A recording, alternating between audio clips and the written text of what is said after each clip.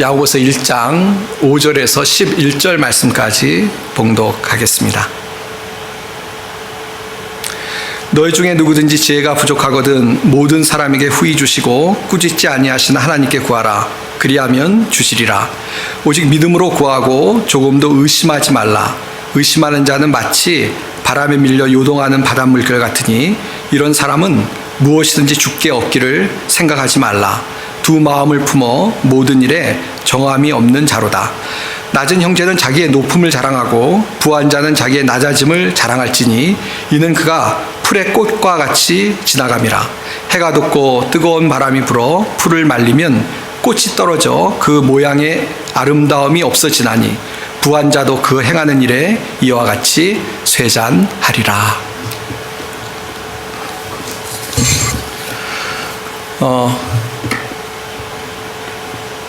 그리스 신화에서 유래한 말입니다. 이 아킬레스 건이라는 단어가 있습니다.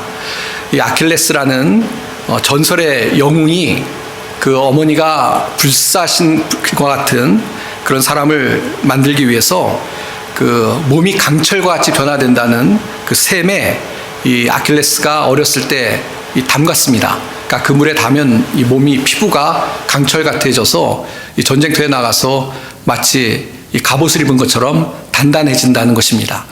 그래서 이 아기를 그 물에 이제 담갔다 꺼내는데요. 아이를 이제 담갔다 꺼내야 되니까 그 아이를 붙잡고 집어넣어야 되는데 발 뒤꿈치를 붙잡고 집어넣었다는 것입니다. 그래서 다른 곳들은 다 강철처럼 아주 튼튼한 그런 피부를 갖게 되었는데요. 이 발 뒤꿈치, 우리가 그 아킬레스라는 사람의 이름을 따라서 아킬레스 건이라고 부르는 그 부분만은 약점이 되었습니다. 그래서 실제로 이제 우리가 아는 것처럼 그리스 신화에 나오는 것처럼 용맹한 전사로서 싸움을 했는데 그만 그 아킬레스 건에 화살을 맞고 죽고 맙니다. 그러니까 치명적인 약점에 그 정말 치명적인 약점이 되어서 그것 때문에 운명을 달리하고 말았다는 것입니다. 그래서 이 아킬레스 건이라는 단어를 언제 사용하냐면요, 사람에게 있어서 치명적인 약점, 그 사람이 딴 거는 다 잘하는 것 같고 굉장히 담대하고 용맹스러운 것 같은데 그 사람이 갖고 있는 어떤 치명적인 약점을 가리킬 때 우리가 아킬레스의 건이다, 그 사람이 아킬레스의 건이다 라고 이야기를 합니다. 그러니까 어느 누구나 사실은 약점이 있죠. 어느 누구에게나 이 아킬레스의 건이 있습니다. 특별히 우리 신앙에 있어서 생각을 좀 해보면요, 우리가 신앙생활 하는데도 모든 것을 다 잘한다? 이거 참 어려운 것 같습니다. 우리가 신앙생활 할 때 그 사람은 정말 겸손해, 그 사람의 인품이 참 좋아, 그 사람은 말도 참 잘해, 그 사람은 참 담대하게 전도도 잘해, 그런 이야기를 하는데요. 근데 이 사람마다 약점이 있어요. 그럼에도 불구하고. 그래서 그 부분을 우리가 기도하면서 그런 부분들이 정말 나에게 치명적인 신앙의 약점이 되지 않도록 그 부분들을 기도하는 가운데 하나님의 도우심을 힘입어서 우리가 변화시키고 성장하게 만드는 것이 신앙생활의 중요한 우리의 어떤 일생이대의 신앙의 사명이라고 생각합니다. 만약에 그렇지 않으면 그 약점 가지고 살아가다가요, 그 약점에 정말 어떤 치명적인 공격이 와서 나의 신앙이 한순간에 후퇴하고 또 그것 때문에 내 자신이 상처를 입고 다른 사람에게 상처를 준다면 그것만큼 어리석은 일이 어디 있겠습니까? 우리가 신앙생활 아까 좀 예를 들어서 설명을 드렸는데요, 어떤 분은 신앙생활 참 잘하는데 이 전도하는데 약점이 있는 분들이 계세요. 그냥 나가서 자기 가족이나 아니면 친지나 아니면 친구나 이웃들에게 복음을 전해야 된다는 것을 귀에 따갑게 듣고 또 그것이 하나님의 뜻이라는 걸 알고 또 그렇게 복음을 증거해야 예수를 믿어야 구원받는다는 걸 알면서도 나가면은 그냥 입이 꽉 막히는 거예요. 그래가지고 복음을 증거하지 못하는 그런 분들도 사실 계십니다.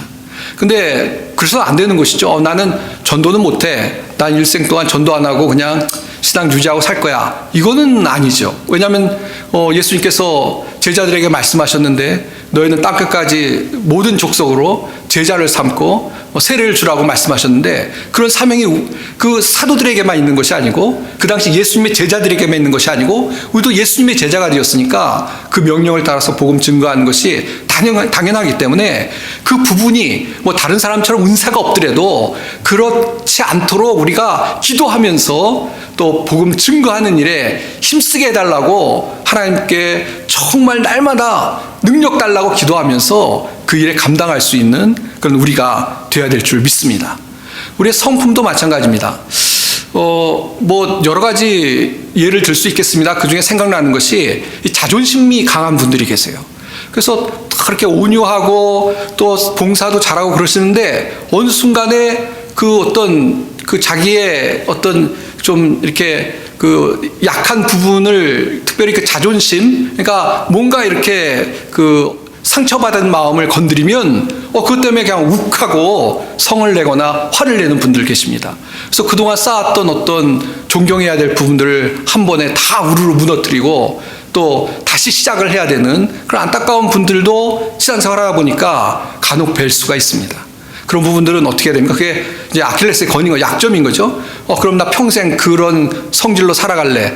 물론 고치긴 힘들죠. 사람이 변화되는 건 쉽지 않습니다. 그러나 성경은 뭐라고 얘기하냐면 하나님의 도우심을 힘입어서 성령의 도우심을 힘입어서 우리가 변화되어야 된다고 말씀하고 계십니다. 그러니까 그런 부분을 하나님 앞에 내어놓고 변화되는 것이 우리 삶의 신앙의 목표가 돼야 되겠고 날마다 뭐 급하게는 아니더라도 천천히더라도 성장하고 변화되는 것이 우리 가운데 꼭 필요하다고 믿습니다. 우리가 지난주에 이 믿음의 시련, 믿음의 시험에 대한 말씀을 살펴봤습니다. 근데 오늘 야고보서를 보면은 그 믿음의 시험에 대해서 이야기하면서 그러면서 또 12절에 보면은 역시 또 시험에 대한 이야기를 하고 있거든요. 이미 지난주에 살펴봤으니까 더 자세히 말씀 안 드리겠습니다만 근데 그 중간에 끼어들고 있는 두 가지 큰 주제의 말씀이 있습니다. 물론 이것을 따로따로 우리가 생각해도 아주 충분히 묵상할 수 있는 귀한 아주 깊은 또 큰 주제인 게 맞습니다. 그러나 우리가 야고보서를 좀 살펴볼 때 전체 문맥을 통해서 왜 이 두 가지 주제를 넣었을까라고 생각을 하면서 좀 하나로 이렇게 꿰어보는 것도 말씀을 이해하는데 아주 좋은 우리가 해석하는 방법이라고 생각합니다. 그래서 미리 말씀을 드리는데요. 오늘 그런 식으로 전체 문맥을 가지고 한번 오늘 두 가지 주제를 다뤄보려고 합니다. 한번 말씀을 보면서 왜 믿음의 시련, 믿음의 시험을 얘기하면서 이런 이야기를 할까 좀 우리가 염두에 두면서 말씀을 지금부터 살펴보겠습니다. 근데 결론부터 저는 항상 말씀드리니까요. 결론은 뭐냐면 우리가 믿음의 시험에 대해서 지금 말씀하고 있지 않습니까? 이 믿음의 시험에 대해서 좀 더 자세히 설명하고 있다라는 것을 염두에 두고 말씀을 보시면 좋을 것 같습니다. 그래서 첫 번째는 뭐냐면요. 5절 말씀 보시면 너희 중에 누구든지 지혜가 부족하거든 모든 사람에게 후히 주시고 꾸짖지 아니하시는 하나님께 구하라. 그리하면 주시리라 라는 말씀이 있습니다. 그러면서 뒤에 보면 구하라는 말씀이 계속 이어지고 있죠. 그러면서 8절까지 구하는 것, 기도하는 것에 대한 말씀이 소개되고 있습니다. 이걸 뚝 떼어서 기도하라 라는 말씀의 주제로 이해해도 됩니다. 특별히 우리가 지혜가 없을 때, 하나님의 뜻을 모를 때, 또 무엇을 어떻게 해야 될지 모를 때 기도해야 된다라는 말씀으로 이해할 수 있는데요. 근데 그것뿐만 아니라 믿음의 시험, 믿음의 시련이라는 관점에서 그 안에서 이 말씀을 이해하자면 지난주도 말씀드렸습니다만 우리가 믿음의 시험을 당해요.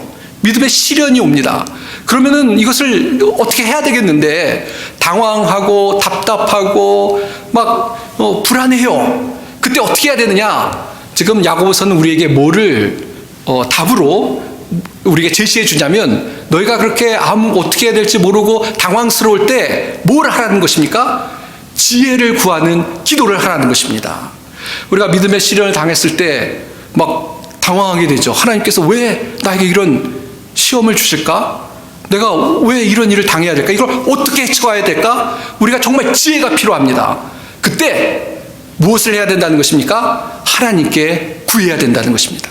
하나님, 왜 이런 시련이, 이 시험이 저에게 있습니까?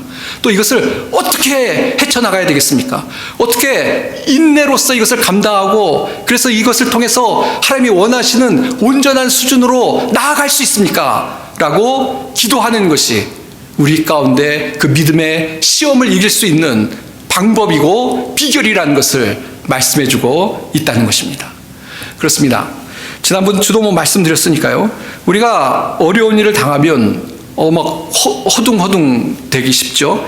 이사야서 40장 27절에 보시면 야곱아 어찌하여 내가 말하며 이스라엘아 내가 이르기를 내 길은 여호와께 숨겨졌으며 내 송사는 내 하나님에게서 벗어났다 하느냐라는 구절이 있습니다. 이 말씀 보면 이스라엘 백성이 어려움을 당했어요. 근데 이스라엘 백성들이 어려움을 당했으면 그때까지 하나님을 믿고 하나님의 능력과 기적을 체험했던 사람들이면 정신을 딱 차려야 되는데 그런 반응이 안 나오고 어떤 반응이 나오냐면 야, 내 길은 하나님께 숨겨졌어. 하나님 내가 어떤지 모르시나 봐. 또 내가 내 송사, 내가 하나님께 구한 것 하나님께서 구했는데도 하나님께서 그거에 대해 별로 신경 쓰지 않으셔 라고 이스라엘 백성이 원망하고 있는 그 모습을 그대로 이 이사야 선지자가 이야기하고 있는 것입니다. 그렇습니다. 우리도 믿음의 시험을 당하면 사실 한 대 맞으면 다 아프죠. 안 아프면 참 좋겠습니다만 맷집이 좋아서 대부분은 한 대 맞고 칼에 찔리면 아프게 되었습니다. 그게 시험이고 시련인 것이죠. 시험을 딱 닥치면 공부하는 학생들 이야기를 지난주도 했습니다만 당황돼요. 내일 시험 본다고 그러면 마음에 덜컥하고 이거 어떻게 해야 되나 대부분은 다 그렇게 당황하기 쉽습니다.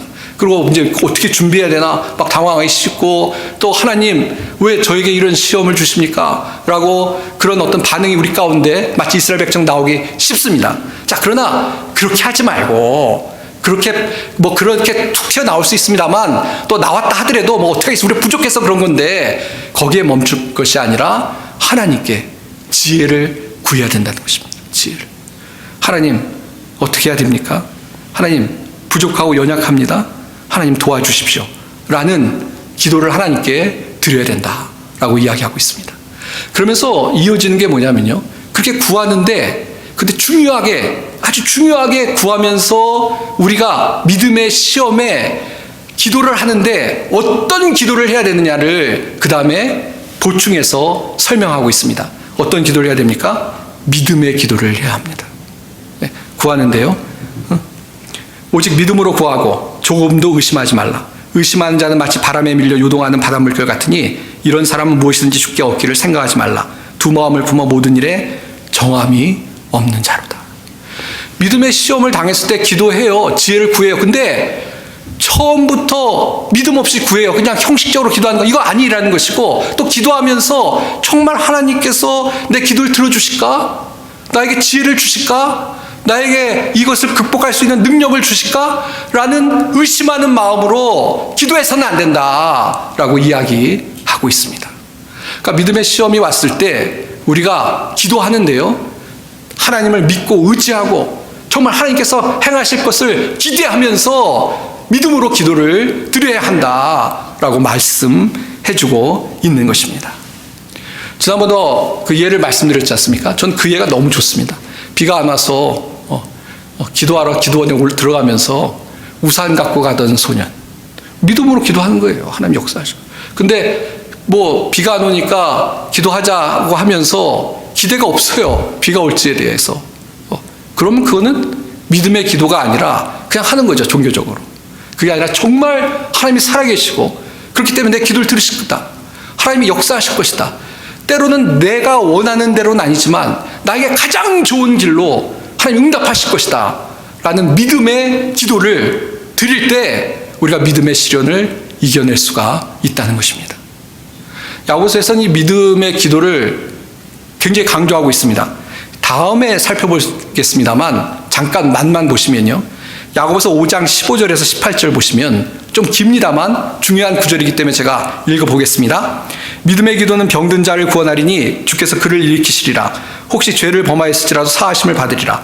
그러므로 너희 죄를 서로 구하며 병 낫기를 위하여 서로 기도하라. 의인의 강구는 역사하는 힘이 큼이니라. 엘리야는 우리와 성정이 같은 사람이로되 그가 비가 오지 않기를 간절히 기도한즉 3년 6개월 동안 땅에 비가 오지 아니하고 다시 기도하니 하늘이 비를 주고 땅이 열매를 맺었느니라. 무슨 얘기입니까? 믿음의 기도를 하라는 것입니다. 믿음의 기도는 응답하시는 하나님의 역사가 일어나는 강력한 힘이라는 것을 우리에게 알려주고 있습니다. 사랑하는 성도 여러분, 믿음의 시험을 당하셨을 때 기도하시길 바랍니다. 기도하시는데 정말 믿음으로 기도하십시오. 하나님이 살아계시기에, 하나님이 날 사랑하시기에 내 기도에 응답하실 것이라는 확신 가운데 기도하는 우리 성도님들이 다 되시길 바랍니다. 근데 처음부터 이런 어떤 믿음 없이 기도한다는 거, 사실 그건 온전한 기도가 아닌 것이죠. 우리가 하나님을 믿고 기도해야 기도가 온전한 것이지, 하나님이 하실까라는 마음으로 기도하는 것은, 그것은 온전한 기도가 아니라고 생각합니다. 믿음의 기도는 병든 자를 구원한다. 야고보서에서 이야기합니다. 의인의 간구는 역사하는 힘이 크다. 라고 분명히 말씀해주고 있습니다. 기도하실 때 이런 믿음으로 기도해서 어떤 믿음의 시험 가운데도 주님이 주시는 힘을 가지고 또 주님이 주시는 지혜를 가지고 감당할 수 있는 우리 성도님들이 다 되시기를 바랍니다. 그런 찬양이 있죠. 그런 복음성가가 있죠. 우리 수요예배 때는 복음성가도 부르고 하는데 이 복음성가도 불렀으면 좋겠어요. 기도할 수 있는데 왜 걱정하십니까? 기도하면서 왜 염려하십니까? 기도하면서 걱정할 필요 없는데 왜 걱정하는 거죠? 기도하는데 왜 염려합니까? 어떤 반어법적인 찬양의 가사인데요. 기도하면 하나님이 이루실 것을 믿고 걱정과 염려를 내려놓고 기도할 수 있는 그런 우리가 되어야 될 줄 믿습니다. 기도는 약한 자가 환경을 도피하고 회피하기 위해서 하는 것이 아닙니다. 기도는 믿음의 사람이 정말 최선의 방법이 기도라는 것을 굳게 믿고 확신하고 하나님 앞에 드리는 것이 기도입니다. 기도를 통해서 이런 하나님의 놀라운 역사를 체험하는 우리 성도님들이 다 되시길 바랍니다. 자, 그 다음에 이제 이어지는 내용이 뭐냐면요. 낮은 형제는 자기의 높음을 자랑하고 부한 자는 자기의 낮아짐을 자랑할지니 이는 그가 풀의 꽃과 같이 지나감이라 라는 구절이 이어지고 있습니다. 여기 낮은 자라는 것은 가난한 형제, 낮은 형제라는 건 가난한 형제를 본문을 통해서 볼 때 가난한 형제로 이해하는 게 맞습니다. 그 부한 자와 반대가 되는 것이죠. 부한 자는 말 그대로 부자를 이야기합니다. 자, 근데 말씀해 보시면요. 낮은 형제는 자기의 높음을 자랑하고 부한 자는 자기 낮아짐을 자랑하라고 이야기하고 있습니다. 이게 무슨 이야기일까요? 생각보다 간단합니다. 여러 가지 여기서 이야기를 할 수 있습니다만 간단하게 이야기하면 핵심만 이야기하면 뭐냐면 낮은 자도 하나님의 은혜로 부할 높은 자가 될 수 있고, 그러니까 가난한 자도 부하게 될 수 있고 부자도 가난하게 될 수 있다는 것입니다. 무슨 얘기냐면 이 땅에 재물을 의지하고 살아가는 것, 그것만큼 어리석은 것이 없다라는 것입니다. 우리가 이 시험을 당할 때 가장 손쉽게 찾는 것이 뭐냐면, 내가 돈이 있으면 문제를 풀 수 있지. 내가 이 돈만 있으면 이런 시험 풀 수 있지라고 생각하는데요. 사실상 물론 재물이 없으면 불편합니다. 재물 없으면 불편해요. 그러나 재물이 모든 내 인생의 행복을 가져다 주지도 않고 재물로 모든 문제를 풀 수도 없습니다. 그리고 또 오늘 말씀에 나오는 가장 중요한 포인트는 뭐냐면 재물이라는 것은요, 있다가도 없어지는 것입니다. 그냥 사라지는 거예요. 그것만 믿고 있다가 어느 순간에 재물이 확 하고 사라지면 그야말로 뭐라고 합니까? 낙동강 오리알이라고 하나요? 아무것도 아닌 것이 된다는 것입니다. 우리가 믿음의 시련을 당했을 때 뭐를 의지해야 됩니까? 물질이요? 글쎄요. 도움이 될지 모르겠습니다만 그거 의지하다가 낭패를 볼 수가 있습니다. 오히려 믿음의 시험이 왔을 때는 어떻게 해야 되죠? 눈을 떠서 하나님을 바라보고 낮은 자를 높이시고 높은 자를 낮게 만드실 수 있는 전능하신 하나님을 바라보고 하나님을 의지할 때 우리가 믿음의 시련을 이길 수 있다라는 것을 오늘 말씀을 통해서 깨닫게 되는 줄로 믿습니다. 실제 성경에 보시면요, 이 부자에 대해서 이야기하시면서 이 부자가 자만한 것에 대해서 경고하시는 내용들이 많습니다. 그중에 예수님께서 한번 누가복음 12장에 그런 말씀을 하셨죠. 예를 드셨는데 어떤 부자가 있는데 풍년이 들었어요. 너무 풍년이 들어서 곡간이 있었는데 곡간을 못 채워요. 그러니까 곡간을 새로 져야 되겠다라고 생각했다는 것입니다. 그러니까 곡간을 줬어요. 그리고 뭐라고 속으로 얘기했냐면 자기 영혼을 가리켜서, 이야, 난 이제 부자야. 걱정 근심 없어. 무슨 인생의 시험? 그건 딴 사람 얘기야. 나하고 상관없어. 난 뭐가 오든 다 극복할 수 있어. 이제 평안히 쉬고 먹고 마시고 즐거워할 거야 라고 속으로 이야기했다는 것입니다. 인간적으로 보면 뭐 그럴싸해요. 예. 그러나 예수님이 뭐라고 말씀하십니까? 하나님이 보시고 참 어리석다. 내가 오늘 밤 내 영혼을 찾아가리라. 예. 그러면서 예수님이 자기를 위해 재물을 쌓아두고 하나님께 대해 부여하지 않는 자는 이와 같이 어리석다라고 말씀하십니다. 이 말씀을 가지고 여러 가지 우리가 의미를 생각해 볼 수 있습니다만, 오늘 말씀에 우리가 이 말씀을 적용해 보자면, 부자라는 것은요, 어떻게 될지 아무도 몰라요. 아무도 몰라요. 예. 부유하다 하루아침에 다 하나님이 걷어가시면 아무것도 아닌 그런 인생이 되는 것이 이 재물입니다. 그래서 그런 걸 알면 우리가 하나님이냐 재물이냐 하나님이냐 돈이냐 했을 때 뭐를 믿고 의지해야 되겠느냐? 하나님을 믿고 하나님을 의지하는 그것이 지혜이고, 그것이 어떤 우리의 삶을 살아가는 정말 확실한 방법이다라는 것을 말씀을 통해서 분명히 깨달을 수 있는 우리 성도님들이 다 되시길 바랍니다. 네. 글쎄요, 아까도 말씀드렸습니다만 재물이 있으면 편한 부분이 있죠. 해결이 잘 되는 부분이 있습니다. 네.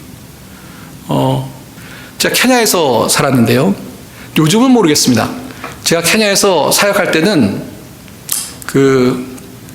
가끔 행정적인 일을 처리할 때 이 뇌물이라고 부르기도 참 어려워요. 뭐냐면 뇌물은 안 되는 거를 되게 하거나 아니면은 부정적인 거를 이렇게 할 때 뇌물을 주는 거잖아요. 그게 아니고 이건 너무나 자연스러운 건데도 불법을 저지르는 것이 아닌데도 어떤 선물과 같은 걸 줘야지만 일이 처리되는 경우가 많이 있어요. 그러니까 참 제가 설명드리기도 참 어려워요. 그게 뇌물이야 그럼 제가 드릴 말씀이 없는데, 어쨌건 이 시스템이 그래요. 그러니까 그 속에서 참 고민을 많이 하고 될 수 있으면 그리스도인답게 행동하려고 노력을 했었습니다. 자, 근데 무슨 말씀을 드리려고 그러냐면요, 그럼 특별히 돈 없는 사람은 잘 일이 안 돼요. 무슨 얘기냐면 이게 돈으로 처리되는 일들이 있으니까 돈이 없으면 처리가 안 되는 일들이 있어요. 그러나 돈이 있으면 처리가 돼요. 그러니까 돈 있는 사람이 편하겠죠. 그것이 인생을 살아가는데 그런 것들이 분명히 있습니다. 있어요. 그러나 그와 반대로 아마 우리 성도님들이 동의하실 거예요. 돈만 있다고, 물질만 있다고 행복이 보장됩니까? 그러면 돈 많은 부자들은 왜 자살하고, 돈 많은 부자들은 왜 형제끼리 싸우고, 돈 많은 부자들은 외롭게 살고, 그런 일이 왜 일어나겠습니까? 예. 그리고 우리가 살아가면서 알지만 정말 부자들이 어느 한순간에 다 나락으로 떨어지는 일들을 보면서 야, 저게 뭔가라는 생각을 가질 때가 너무나 많이 있지 않습니까? 더 중요한 건 뭐냐면요, 더 중요한 건 우리가 보는 현상을 떠나서 하나님께서 우리를 보실 때 우리가 물질을 소망하고 물질의 모든 것을 다 바라고 물질만을 생각하며 살아가는 것을 하나님께서 우리를 보실 때 잘못됐다, 어리석다 라고 말씀하신다는 사실을 우리가 분명히 기억해야 될 줄 압니다. 하나님이 우리의 왕이 되셔야죠. 하나님이 우리의 왕이 되시지 않고 물질이 우리의 왕이 되어서 물질을 숭배하고 만몬을 섬기는 것이죠. 그리고 물질을 의지하는 것, 이것은 하나님이 가장 싫어하시는 것이다 라고 성경은 분명히 말씀해주고 있습니다. 그러나 하나님을 의지할 때 하나님께서 우리 삶에 풍성한 은혜를 주시고 세상이 줄 수 없는 평안을 주시고 또 또 하나님께서 때로는 필요한 것들을 우리에게 공급해 주시고 또 때로는 그거 이상으로 우리의 은혜를 베푸시는 분이시다. 성경은 분명히 우리에게 그렇게 말씀해 주고 있고, 그래서 우리가 하나님을 의지하고 어려운 순간에 더더욱 하나님을 의지하고 살아가야 된다라고 분명히 말씀해 주고 있습니다. 이 자크 엘루라는 분이 하나님이냐 돈이냐라는 책을 썼습니다. 굉장히 유명한 학자인데요. 근데 거기 보면 이분이 좀 과격한 분이에요. 우리가 하나님이냐 돈이냐 그럴 때 하나님을 당연히 선택하고 살아야 된다고 이야기하면서 아주 과격한 제안을 합니다. 어떤 제안이냐면 정말 이 하나님을 나의 왕으로 모시고 돈을 나의 만몬신으로 모시지 않고 살아간다는 것을 우리가 삶에서 증명하고 노력해야 된다는 이야기를 하면서 어떤 과격한 제안을 하냐면, 가끔 인생에 돈이 하나님보다 중요하지 않다는 것을 보여주기 위해서 믿는 그리스도인들은 길에 나가서 돈을 마구 뿌리라는 이야기를 합니다. 진짜 이분이 자기도 그렇게 뿌리셨는지 잘 모르겠어요. 근데 진짜 나는 하나님이 나의 최고시고 하나님이 나의 왕이시고 난 하나님만 경배하고 또 하나님만 믿어라는 걸 보이기 위해서 가끔 길에 나가서 돈을 확 버려버려라 라는 이야기를 제안을 하고 있습니다. 어떤 강조하는 거겠죠. 강조하는 것입니다만 그 핵심, 왜 그런 이야기를 하느냐는 우리가 분명히 기억해야 되겠는데, 하나님을 의지하라는 것입니다. 하나님만 섬기라는 것입니다. 돈에 관한 문제는 야고보서 뒷부분에도 나오니까 그때 가서 더 좀 자세히 하기로 하고요. 어쨌건 오늘 본문에서 중요한 것은 뭐냐면, 우리가 믿음의 시험을 당했을 때 우리가 갖고 있는 재물, 재물이 아니라도 우리의 능력, 우리의 우리의 권력, 이런 것들로 해결하려고 하지 말고 하나님을 의지해야 된다. 그런 권력, 인기, 재물, 그런 것들은 다 사라지고 우리의 재능도 사라지고, 그렇죠? 정말 우리가 믿고 의지할 수 있는 것은 하나님이시다 라는 사실을 우리가 분명히 깨닫고 나아가는 믿음의 사람들이 돼야 될 줄 믿습니다. 사랑하는 성도 여러분, 정말 이런 각오와 결단으로 살아가십니까? 난 정말 하나님만 믿고 나아갈 거야.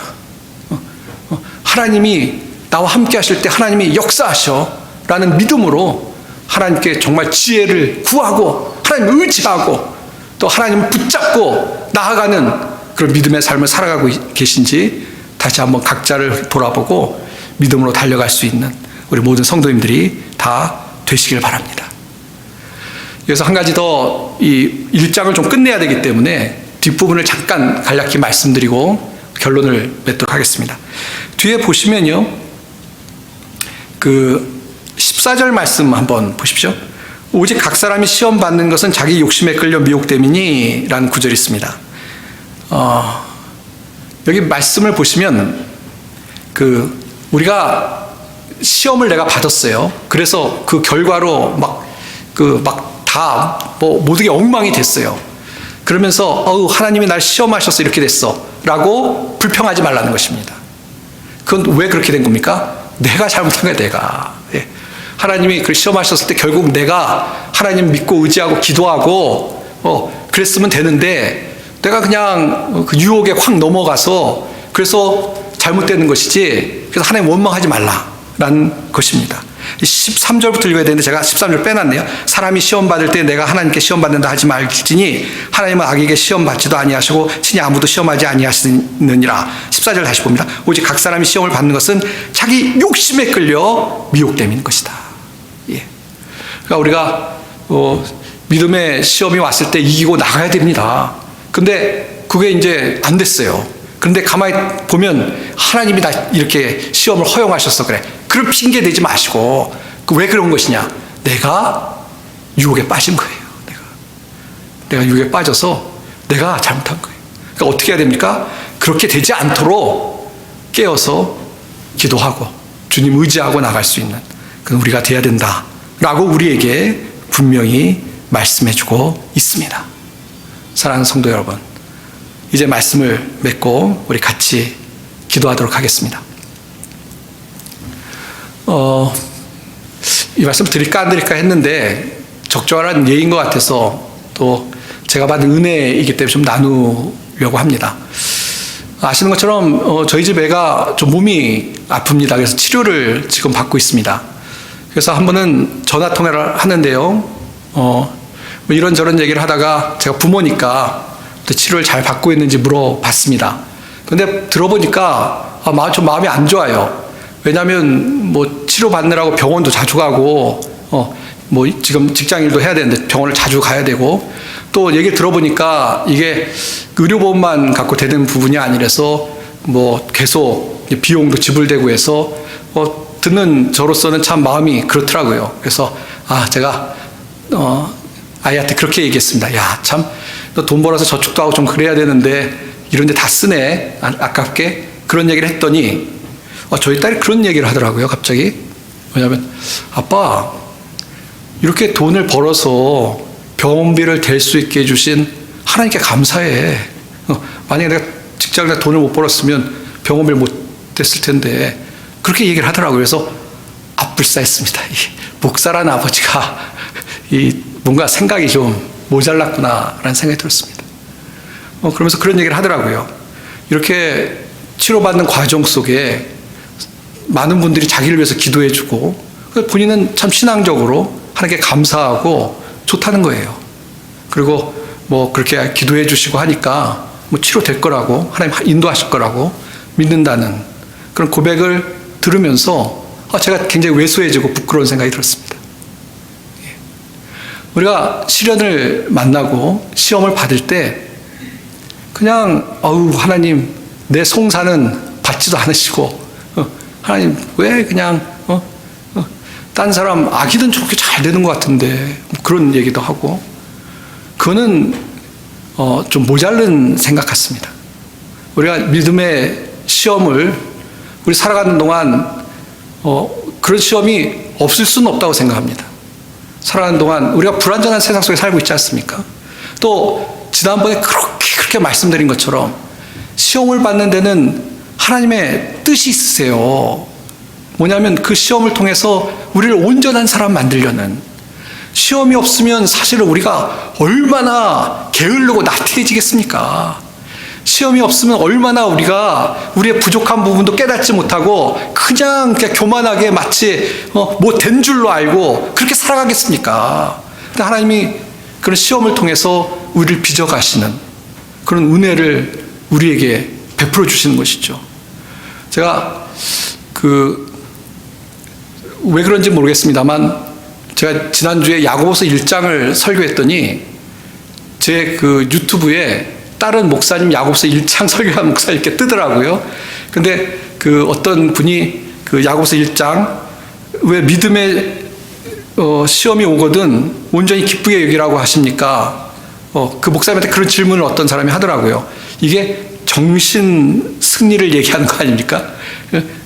뭐냐면 그냥 자기 스스로 정신적으로 그냥 그러는 거 아닙니까? 자기 기만을 하는 거 아닙니까? 라는 질문을 하는데, 근데 그 목사님이 잘 이렇게 설명을 해주시더라고요. 그 설명이 뭐냐면 제가 지난주에 말씀드린 거예요.